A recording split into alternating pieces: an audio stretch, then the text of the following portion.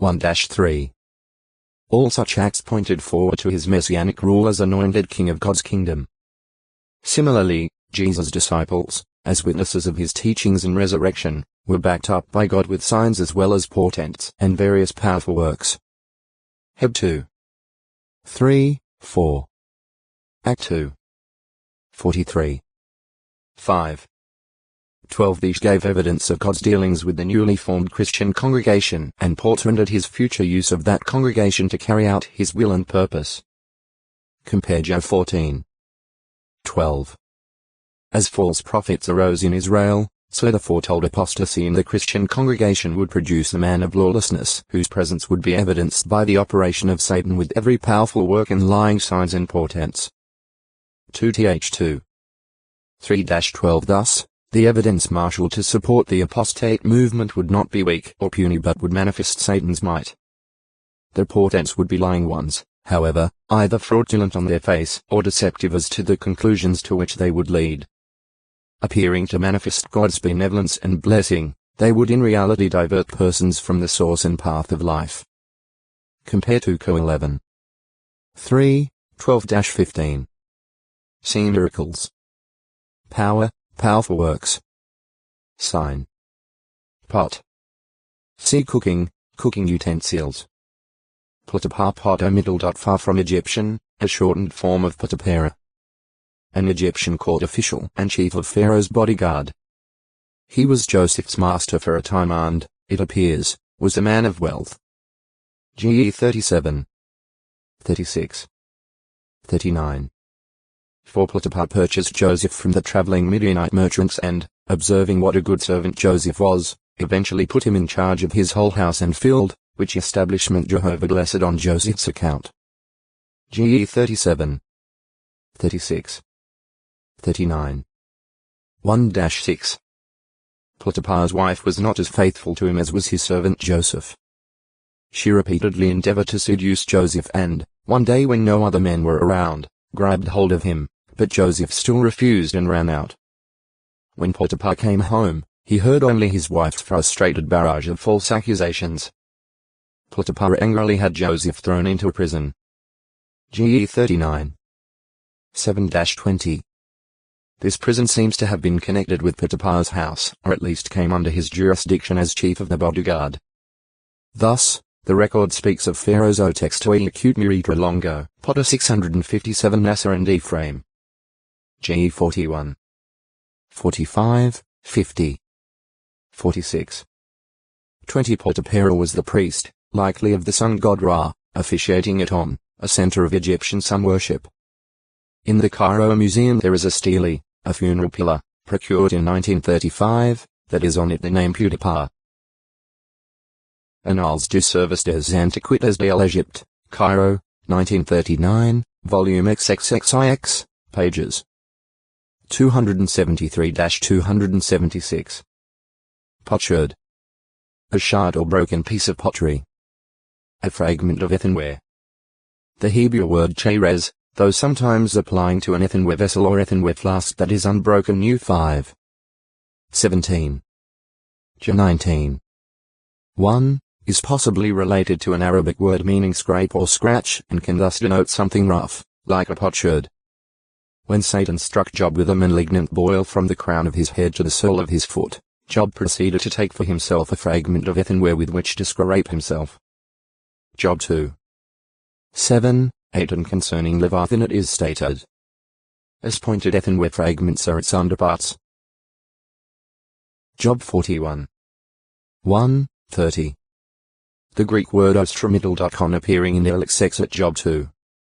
8 was applied by the Greeks to potsherds on which they recorded votes. Archaeological discoveries.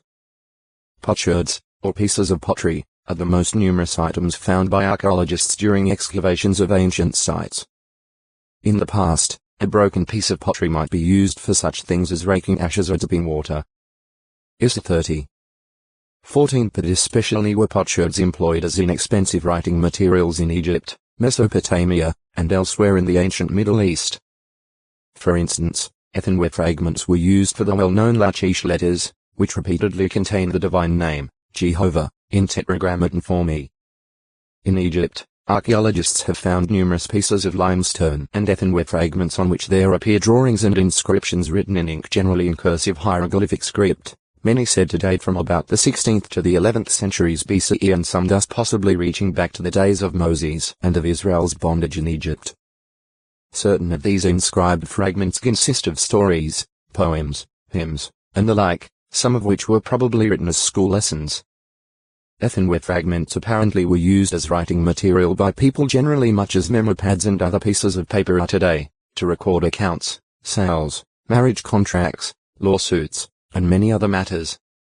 More than 60 ostraka inscribed with ink in Paleo-Hebrew script were discovered in the ruins of the royal palace in Samaria. They seem to be records of vineyard production, many possibly dating from the time of Jeroboam II. They give names of places and persons, the latter including some compound forms involving the use of the names Baal, El, and Jehovah.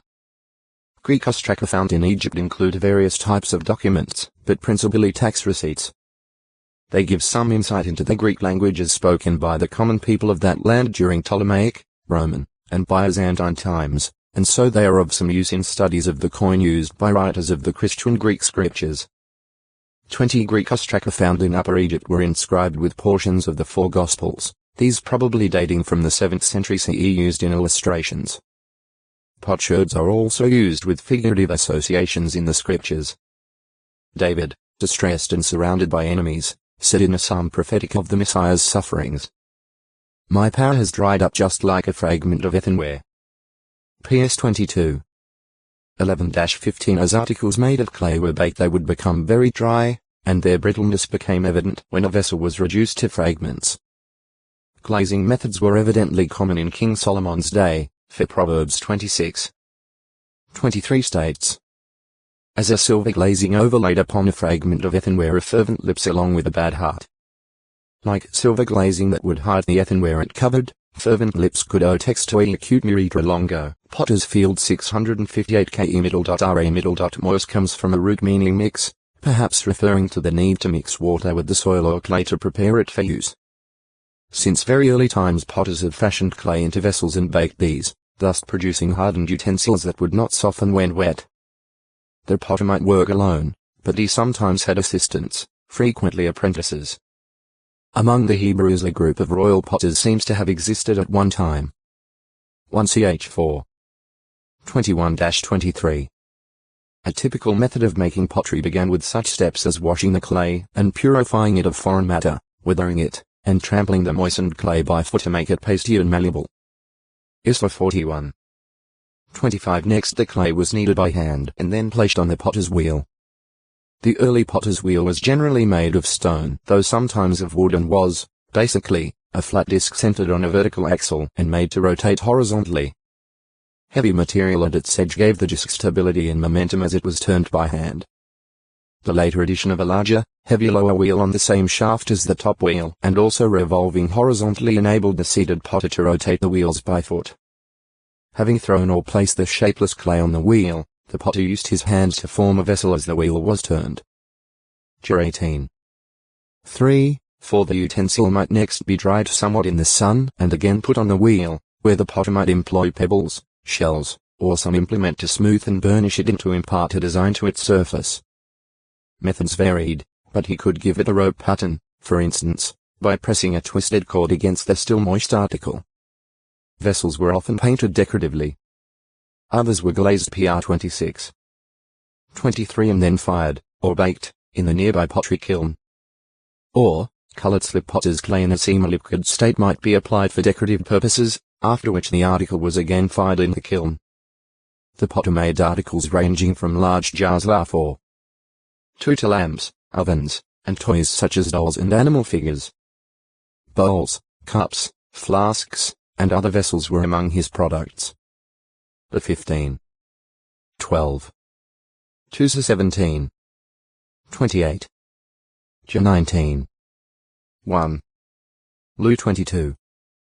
10. He also produced cooking pots and some griddles. Earthenware items were sometimes stamped to show where they were made. The potter frequently stamped his own trademark on a pot handle. Sometimes the potter used an open mold, into which the clay was pressed to pick up details. In later times lamps were often made in that way, in two pieces that were joined when the clay had dried to about a leathery hardness. Occasionally things were molded by hand without using the wheel. Usually, however, the potter used the wheel. Broken pieces of pottery are often discovered at archaeological sites, sometimes in great numbers. See potsherd. The kinds of pottery found are viewed by archaeologists as aids in identifying different cultures as well as in estimating the period of occupation represented by various layers at such sites. They have also endeavored to estimate population density of a particular place in ancient times on the basis of the quantity of such fragments discovered there. The potter's authority over the clay is used illustratively to show Jehovah's sovereignty over individuals and nations. Isra 29. 15, 16. 64. To God the house of Israel was as the clay in the hand of the potter, he being the great potter. Jer 18. 1-10 Man is in no position to contend with God, just as clay would not be expected to challenge the one shaping it. Isra 45. 9 As an earthenware vessel can be smashed, so Jehovah can bring devastating calamity upon a people in punishment for wrongdoing. Jer 19. 1-11. Concerning the Messianic king's exercise of God-given authority against the nations, it was foretold. You will break them with an iron scepter, as though a potter's vessel you will dash them to pieces. PS2. 9. Compared R2. 44. O textoi acute miritra longo, powerful works 659 seems probable if the traditional site is correct. It would be near the gate of the potsherds or gate of the potters, according to J. Simons in his footnote in Jerusalem in the Old Testament, Leiden, 1952, p. 230. Gate of the ash heaps in Nehemiah, mentioned in Jeremiah 19. 1, 2. Compare Jer 18. 2. The necessary raw material, clay, was available in the vicinity. Also, making pottery required a good water supply, and the site was close to the spring at Enrogel and the pool of Siloam as well as near such water as might be in the Hinnom Valley in the winter. Pound gr. Litra. A weight mentioned only at John 12. 3 ftn and 19. 39 ftn. The Greek term is usually equated with the Roman pound lat. Libra. Thus it was about 327 grams, 11.5 oz. Some versions render the Greek word na as pound lu 19. 18, kj, di, jb, we, but it is more appropriately rendered mina. Da, fn, nw, ro whereas pound is used in the Bible just as a weight or measurement, mina is a monetary weight indicating a specific value of gold or silver. Powerful works. Power is the ability to perform acts, the capacity to accomplish things, to do work. Also, authority or influence as a result of endowments or position. The Hebrew word koach is translated power. Ra, mightiness. And oz, strength. The Greek di-na-mis is translated both power and powerful works, as the context makes appropriate. At the close of the sixth creative day, God began resting from all his work that he had created for the purpose of making. Ge 2. 2. 3 He rested from these creative works, but his power has since not become dormant or remained quiescent. Over 4,000 years after the completion of earthly creation, his son stated, "My Father has kept working until now, and I keep working." Job 5. 17 Not only as regards the spirit realm has Jehovah been active. The Bible record pulsates with his expressions of power and his mighty acts toward humankind. Though at times he has kept quiet. Exercising self-control, whenever his due time came to act he has taken vigorous action with full might. Isra 42. 13, 14.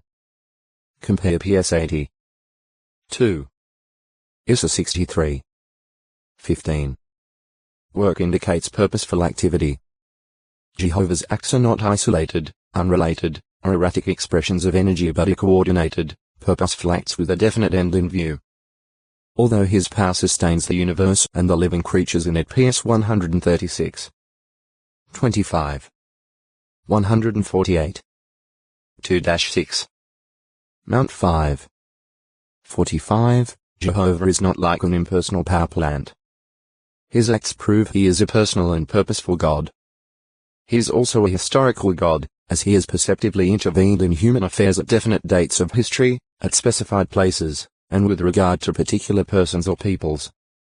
As the living and true God 1th 9. Jos 3. 10. J 10. 10. He has shown himself aware of all that is taking place in the universe, reacting according to what has occurred, as well as taking the initiative in furthering his purpose.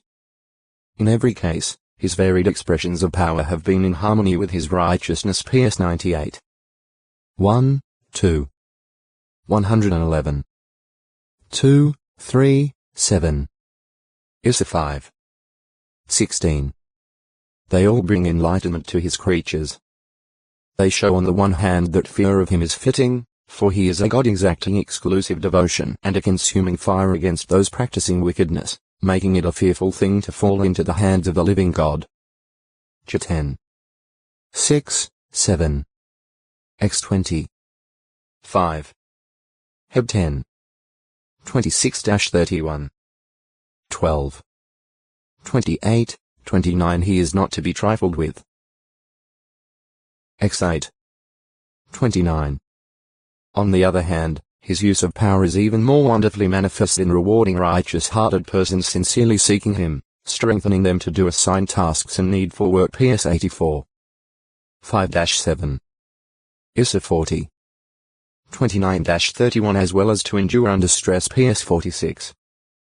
1. Issa 25.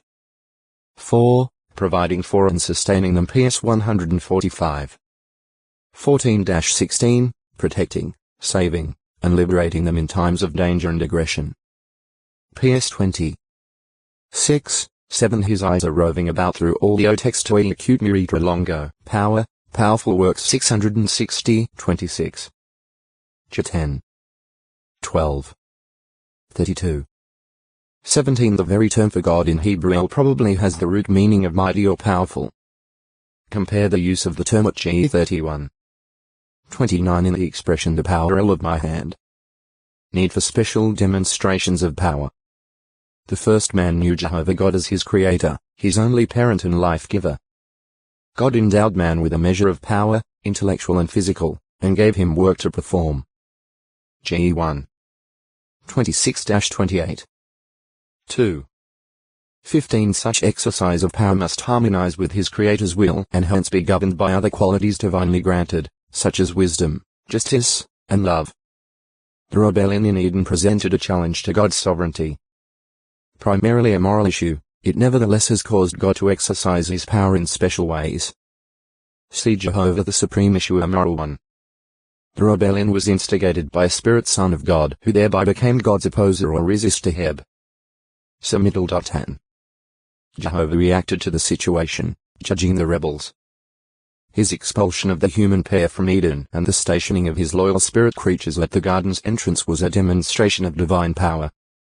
Ge 3. 4, 5, 19, 22-24. Jehovah's word proved to be, not impotent, weak, or wavering, but full of power, irresistible as to fulfillment. Compare Job 23. 29. As the sovereign God, he proved ready and able to back up his word with the full weight of his authority. Fixing his purpose, Jehovah has consistently worked toward its realization. Ge 3. 15. F1. 8-11. In his due time he would end all earthly rebellion, cause the original spirit rebel and those allied with him to be crushed as one crushes the head of a serpent. Compare O 16. 20. While allowing his spirit adversary to continue for a time and to endeavor to prove successful his challenge, Jehovah would not abdicate his sovereign position. Exercising rightful authority, he would reward or punish when and as he saw fit, judging men according to their deeds. X 34. 6, 7. J 32.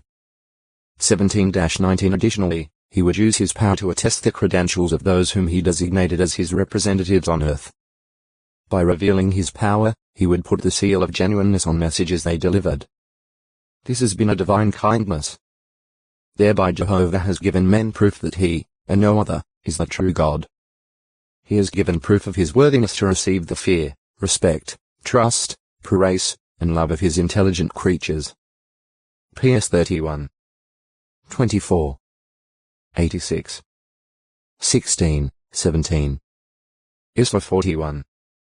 10-13 Over the centuries, Jehovah has repeatedly assured his servants that his power has not waned, his hand has not grown short, and his ear has not become too heavy to hear.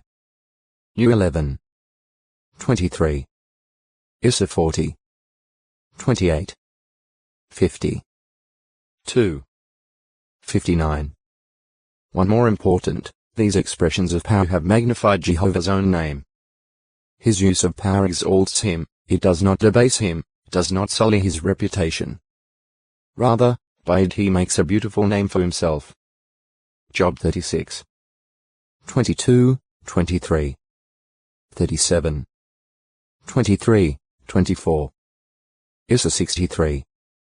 12-14. Prior to and at the global flood. In the pre-flood period, men had ample evidence of God's power. They knew the way back into Eden was impassable, blocked by powerful spirit creatures.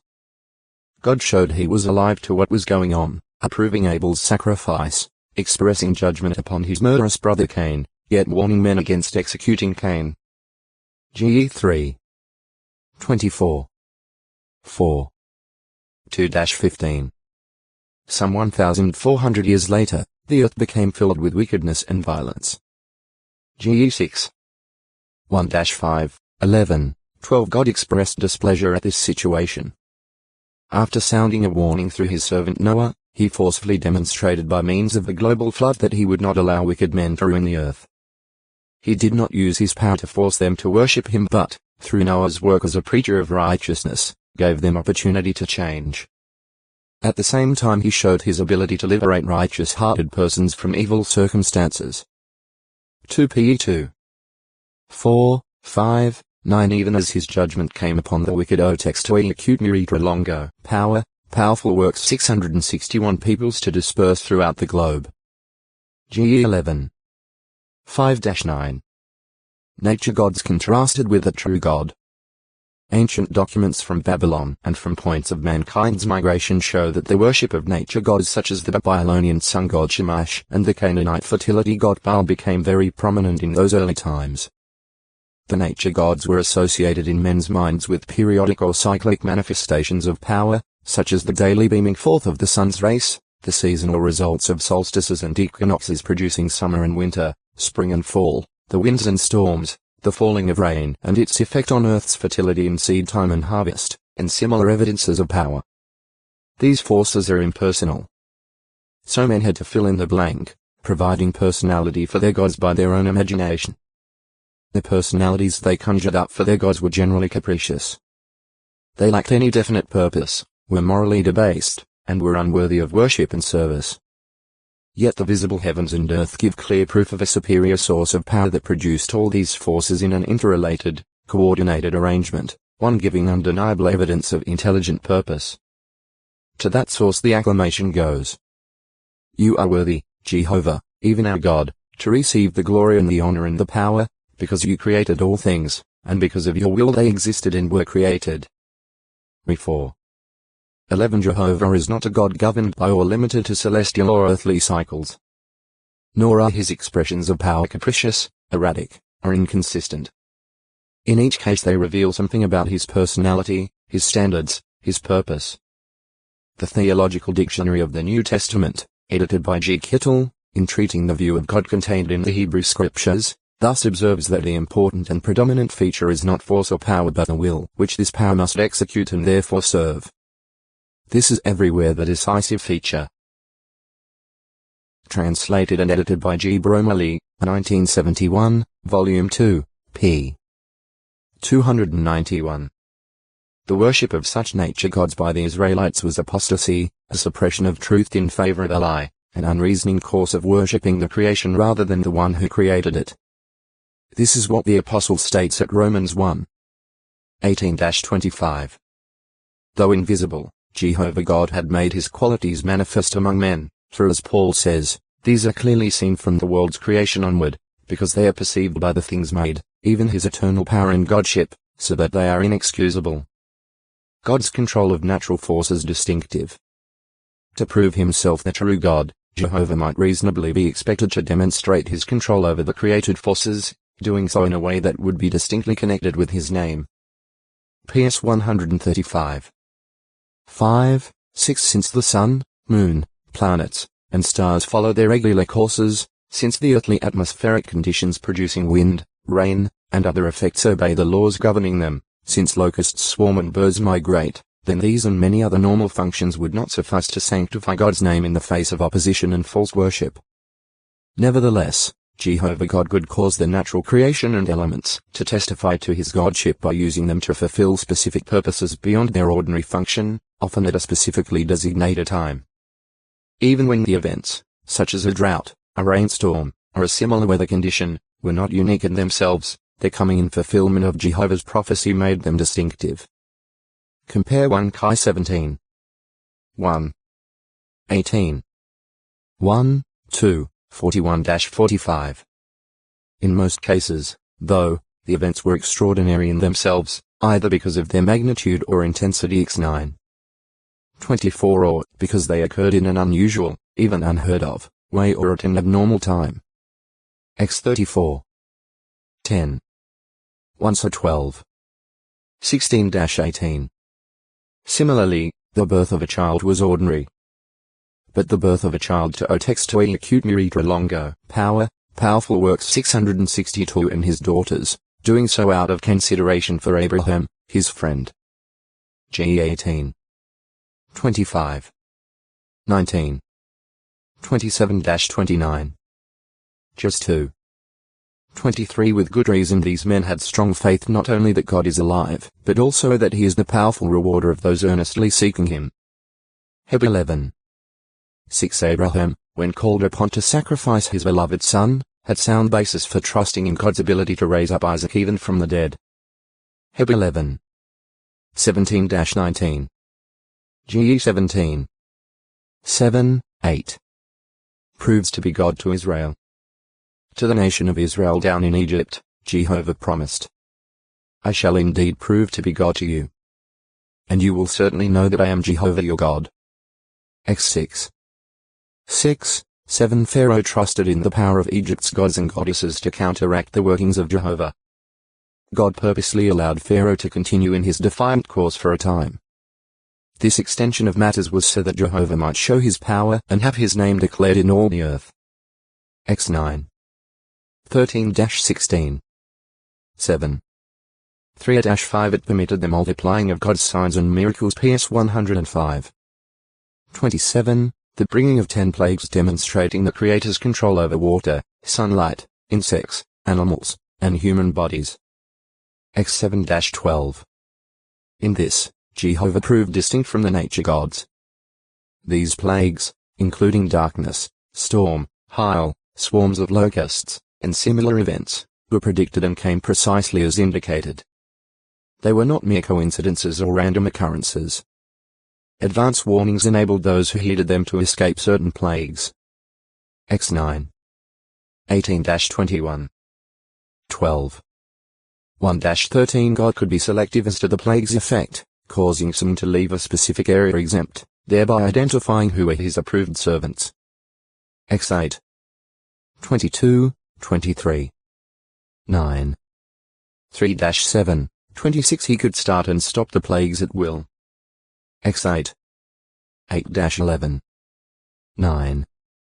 29 Though Pharaoh's magic practicing priests appeared to duplicate the first 2 plagues, perhaps even trying to credit them to their Egyptian deities, their secret arts soon failed them, and they were obliged to acknowledge the finger of God in the execution of the 3rd plague. X 7. 22. 8. 6, 7, 16-19 They could not reverse the plagues and were themselves affected. X 9. 11. Jehovah proved himself God to Israel and near to them by reclaiming them with an outstretched arm and with great judgments. X 6. 6, 7. 4. 7 Following the destruction of Pharaoh's hosts in the Red Sea, the people of Israel began to fear Jehovah and to put faith in Jehovah and in Moses his servant. Acts 14:31. Establishing the law covenant. Before establishing the law covenant with Israel, Jehovah performed miracles, providing water and food for the millions now in the desert region of Sinai and giving victory over attackers. Acts 15:22-25. 16. 11-15. 17. 5-16. At the place previously appointed, Mount Sinai, Jehovah gave an awe-inspiring demonstration of his control over the created earthly forces. Acts 19. 16-19. Compare Heb 12. 18-21. The nation had every reason to recognize the divine source of the covenant and accept its terms with deep respect.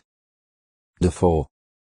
32-36, 39. Jehovah's remarkable use of Moses also gave real basis for people to accept with conviction the Pentateuch, the initial part of the sacred scriptures written by Moses' hand, as divinely inspired. Compared to 34. 10-12. Jos 1. 7, 8. When the authority of the Aaronic priesthood was questioned, Jehovah gave further visible confirmation. New chapter 16, 17. Conquest of Canaan. The conquest of 7 nations of Canaan, more populous and mighty than Israel to 7. 1, 2, gave added testimony to Jehovah's Godship. Jos 23. 3, 8-11. His fame paved the way. Acts 9. 16. Jer 32. 20, 21, and dread and the fear of Israel as his people weakened their opposers. Jer 11. 25. Acts 15. 14-17. Those opposing were all the more reprehensible therefore, for they had evidence that these were the people of the true God. To fight them was to fight against God. Some Canaanites wisely recognized Jehovah's superiority over their idol gods, as Hiddo textoi acute miritra longo, powerful works 663 under the Israelite monarchy. During the 510 years of the Israelite monarchy, Jehovah's mighty arm and protecting hand frequently kept powerful aggressors at bay, confused and disrupted their forces, and sent them fleeing back to their home territories. These nations worshipped not only nature gods, but gods and goddesses of war. In some cases the head of the country was himself viewed as a god. Since they insisted on warring against his people, Jehovah showed himself again as a manly person of war, a glorious king, mighty in battle. Acts 15. 3. PS 24. 7-10. Isla 59. 17-19. In effect, he met them on all types of terrain, employed war strategy that outwitted their boastful generals, and overcame warriors of many nations as well as their special war equipment. 2 Sir 5. 22-25. 10. 18. 1 Kai 20. 23-30. 2 Ch 14. 9-12. He could cause their secret battle plans to be known to his people as accurately as if electronic listening devices were planted in their palaces. 2 Kai 6. 8-12. At times he strengthened his people to do the fighting. At other times he gained victories without their striking a blow. 2 Kai 7. 6, 7. 2 Ch 20. 15, 17, 22, 24, 29. In all of this, Jehovah shamed the war gods of the nations, exposed them as failures, frauds. Isla 41. 21-24. Ch 10. 10-15. 43. 10-13. In exile and restoration. Though Jehovah allowed the nation to go into exile, the northern kingdom being conquered by Assyria and the kingdom of Judah desolated by Babylon, he kept alive the Davidic line in fulfillment of his covenant with David for an everlasting kingdom. PS 89. 3, 4, 35-37. During the period of exile, he also kept alive the faith of his people, using Daniel and others in marvelous ways, performing miraculous acts that caused even world rulers humbly to acknowledge his power. Da 3. 19-29. 4. 34-37. 6. 16-23 By the fall of mighty Babylon, Jehovah again demonstrated his unique godship, exposed the unreality of the pagan gods, and put them to shame. His people were witnesses of this. Isra 41. 21-29. 43. 10-15. 46. 1, 2, 5-7 He maneuvered the kings of Persia in behalf of Israel, affecting the release of his people and their return to their homeland, enabling them to rebuild the temple, and later the city of Jerusalem. As 1. 1-4. 7. 6, 27, 28. Any 1. 11. 2. 1-8 Ezra rightly felt ashamed to ask the Persian king for military protection of his company, though they carried cargo with a total value evidently in excess of $43 million. Jehovah guarded them during their journey to Jerusalem in answer to their prayer. Ezra 8. 21-27. In the interim between the closing of the Hebrew scripture part of the Bible and the birth of God's Son on earth, God's power must have been active in order to guarantee the preservation of the nation of Israel, its capital city Jerusalem, the neighboring town of Bethlehem, the temple with its priesthood, and other features of the Jewish system. For all of these would have to be there for the fulfillment of prophecy in Christ Jesus and his activity. History relates attempts at replacing the Jewish system of things completely by process of Hellenization, that is, by converting it to the Grecian way of worship. But this ultimately failed. See Greece, Greek's effect of Hellenization on the Jews. Christ the power of God. From Jesus' miraculous birth forward, God's power was displayed toward and through him as never before. Like the psalmist, he became just like a miracle to many people. PS 71. 7 Jesus and his disciples, like Isaiah and his children, were as signs and as miracles in Israel from Jehovah of armies, portending the future and revealing God's purpose. Isra 8. 18. Heb 2. 13. Compare Lu 2. 10-14. In Jesus, God's powerful workings during thousands of years now found fulfillment, came to fruition. Rightly the apostle could speak of Jesus as the power of God and the wisdom of God. 1 Co 1. 24. Jesus proved to be the long-awaited Messiah, o textoi acute miritra longo, powerful works 664 constantly acknowledging God as the source of his powerful works. Job 5. 19, 26. 7. 28, 29. 9. 3, 4. 14. 10 honest persons recognize the majestic power of God manifested through him. Lu 9. 43. 19. 37. Job 3. 2. 9. 28-33. Compare Lu 1. 68. 7. 16. What did the miracles of Jesus portend? What Jesus did gave proof of God's interest in mankind, evidence of what God would eventually do for all loving righteousness. Jesus' powerful works were largely related to mankind's problems, first and most basic among which is that of sin, with all its damaging effects. Sickness and death are concomitants of sin, and Jesus' ability to heal sickness of all kinds. Mount 8. 14, 15. Lu 6. 19. 17. 11-14. 8. 43-48 and even to resurrect the dead. Mount 9. 23-25. Lu 7. 14, 15. Job 11. 39-44 gave proof that he was God's appointed means for freeing mankind from sin and its penalty. Compare Mr. 2. 5-12. Far superior to the manna Israel ate in the wilderness, Jesus was the true bread from heaven, the bread of life. Job 6. 31-35, 48-51 He brought, not literal water from a rock, but living water, the water of life. Job 7. 37, 38. Re 22. 17. Compare Job 4. 13, 14. His powerful works were also portents of other blessings due to come by his kingly rule. Whereas Elisha had fed 100 men with only 20 loaves and some grain, Jesus fed thousands with far less. 2 Chi 4. 42-44. Mount 14. 19-21. 15. 32-38 Moses and Elisha had made bitter or poisoned water sweet. Jesus converted ordinary water into fine wine to contribute to the relaxing enjoyment of a marriage feast. X 15. 22-25. 2 Chi 2. 21, 22. Joe 2. 1-11 His rule therefore would certainly bring freedom from hunger to all of his subjects, bring a pleasant banquet for all peoples. Isla 25.